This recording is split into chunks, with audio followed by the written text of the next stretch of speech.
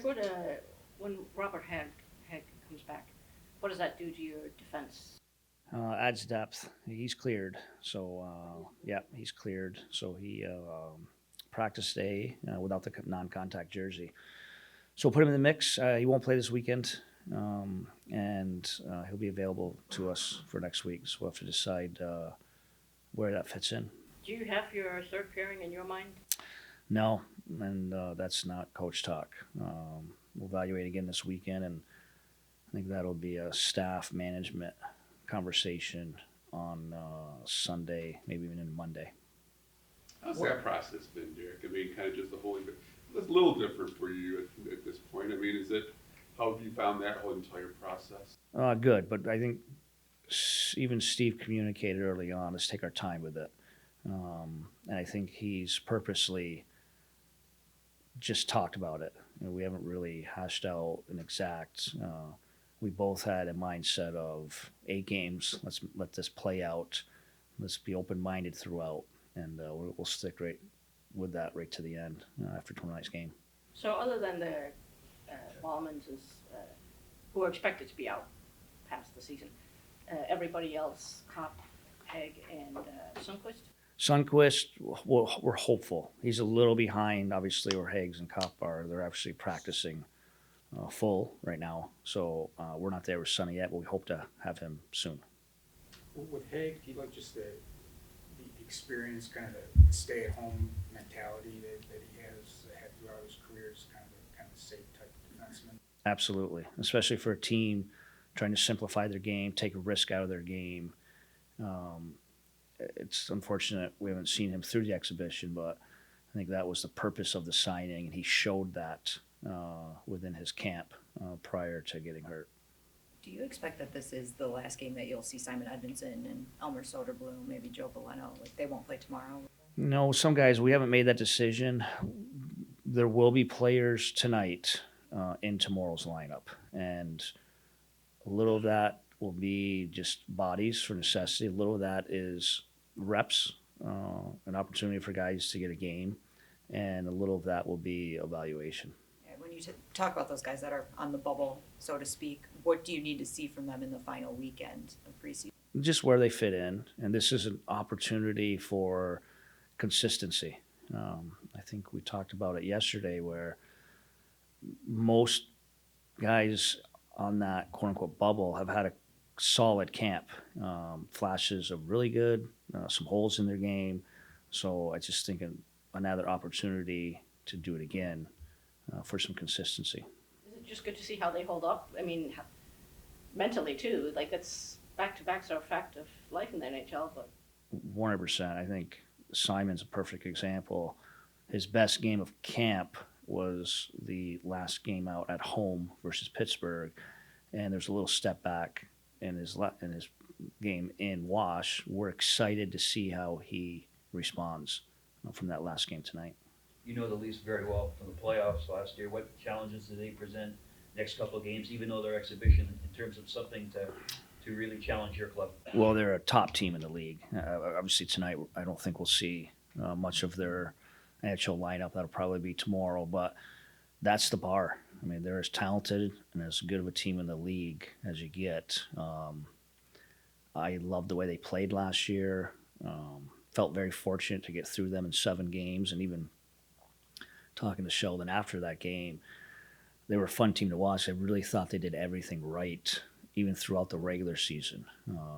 I loved the way they played. I loved their approach. That's one of the top teams, legit top team in the league, and obviously we want to get to that place someday. So it's always good to play teams like that. A real challenge for your defense, obviously, when not just today or tomorrow, but when you play them in regular season. Of course, and some of that, those offensive players. There was a game last year in Tampa prior to the playoffs. I think Matthews might have 3 or 4 against us, and that was one of the most dominant performances. He could have had 6 or 7, and he took the game over. They beat us 5-2, and it was scary good. And so that's the bar. So it's good for anyone to compete against that. Our young centers, our young D. It's just an opportunity.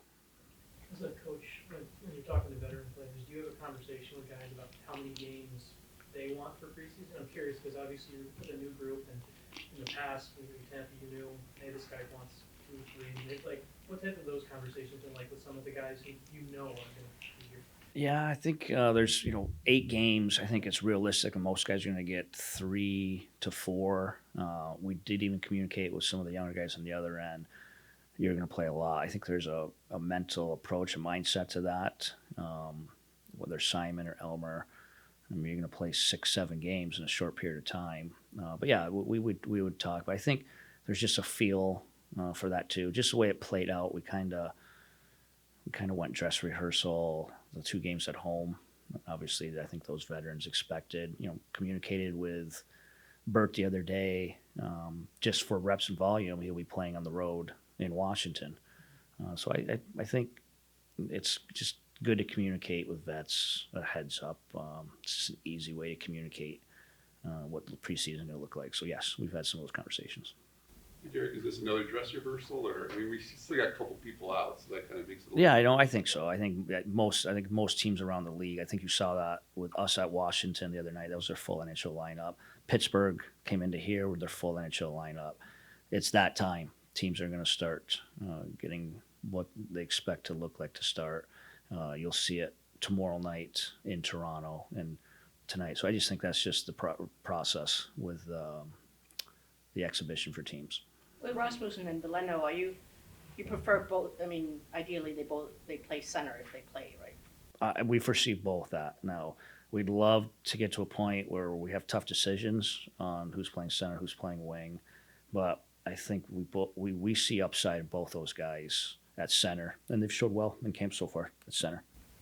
You've had Zadina and Kubalik together a few times now. Is there something you like about that combination?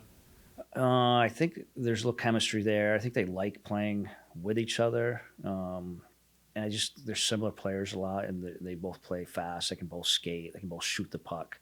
So, yeah, I think we've seen a lot of that. We like that early, and we'll get a chance to look at it again tonight.